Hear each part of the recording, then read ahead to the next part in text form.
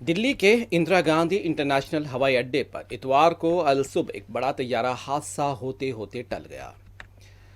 زیورخ جا رہی Swiss year کی پرواز SWR-146 کے لیفٹ لینڈنگ گیئر سے دھواں نکلتا دیکھ کر پائلٹ نے ٹیک آف کو اسی وقت منسوخ کر دیا تھا۔ اس کے بعد ایئرپورٹ پر مکمل ایمرجنسی نافذ کر دی گئی۔ طیارے میں سوار مسافروں کو محفوظ نکالنے کے دوران افراتفری میں 6 افراد زخمی ہو گئے تھے۔ ٹیک آف کے دوران طیارے کا انجن فیل ہو گیا تھا، جس کی وجہ سے صورتحال تشویشناک ہو گئی۔ عینی شاہدین کے مطابق طیارے کے بائیں جانب سے دھواں نکلتا دیکھا گیا تھا، جبکہ دائیں جانب لینڈنگ گیئر کے قریب آگ لگنے کی اطلاع ملی۔